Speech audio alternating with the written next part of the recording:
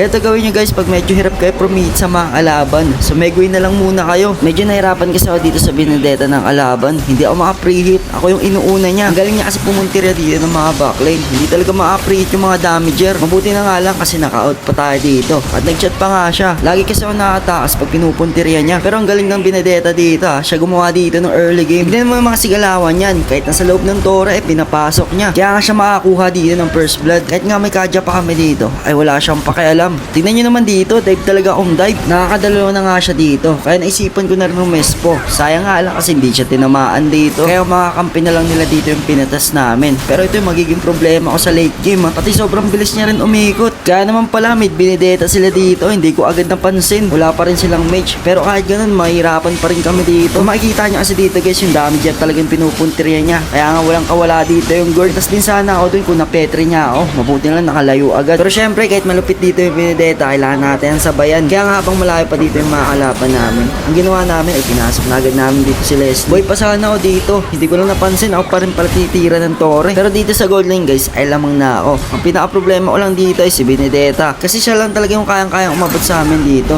Dalawa lang pati kami damager dito ni guard. Pag napitas kami dalawa ay kayang-kaya na nila ubusin dito yung mga kampi namin. Sayang pa dito kasi hindi ko pa mababasag yung tore ng mga kalaban. Shutdown pa dito yung core namin at makukuha pa ni Benedetta. Kaya paldo na talaga siya dito. Kaya ang ginagawa ko dito habang wala pa siya, ang ginagawa ko nagpipreheat na agad ako. Kaya nga makaka-double kill tayo dito. Napetrify kasi dito si Benedetta guys. Pag inabot niya tayo, pitas talaga tayo. Kaya nga sa kanya lang talaga ako nag-iingat dito. Katulad dito sa part natin guys, muntikan niya na tayo mapitas. Mabuti na lang kasi nakapag-out pa tayo dito. Inawat pa naman dito si Gord. Pero lugi talaga kami dito sa clash kasi kung makikita niyo dito guys, pinupuntirin talaga kami dalawa. Kaya mangyayari mawawalan kami dito ng bisa sa clash. Dito ko rin napansin na mahirapan kami makapagsabayan dito. Pag napitas kasi dito yung gold namin, ako na lang yung magiging damager. Kaya dito pa lang sa part na to guys ay nag-isip na agad ako ng plan B. At ang naisip ko nga dito ay sumegway na lang. Napansin ko si dito na mabagal din yung mga kalaban namin. Mahilig din kasi sila dito sa clash. Once na hindi nila ako mapansin, kaya ko tapusin dito yung laro. Saktong-sakto din kasi magkakaroon ng lord dito. Mahahati na yung attention nila. Kaya nga hindi na natin sasayangan yung pagkakataon na to. Kaso nga lang napansin ko kasi 10 minutes pa lang at meron pang sabog. Kaya nagdalawang isip ako dito kung re-rest po dito sa maampi ko. Pero mabuti na lang kasi sumabog dito yung sabog ng tore nila. At dahil nga sumabog na dito yung shield, meron na rin akong Trinity. Ang ginawa ko ay nirekta ko na agad. Hinihintay ko nga may magbak na kalaban dito. Ang kaso nga lang wala pa rin talaga. Kasi kaya na mapag 1v1 dun. Meron pa akong flicker. Pinilit pa rin pala ng mga kalaban dito kunin yung lord. At dahil nga walang umuwi dito, ang ginawa ko ay pinilit ko na basagin dito yung base nila. Akala ko hindi pa matatapos. Makakauwi pa kasi dito yung Benedetta at makiklear niya pa dito yung catapult namin. Pero mabuti lang kasi kinaya pa rin damage ni Mosikov. Nice game dito sa mga naampi ko at mga nakalaban.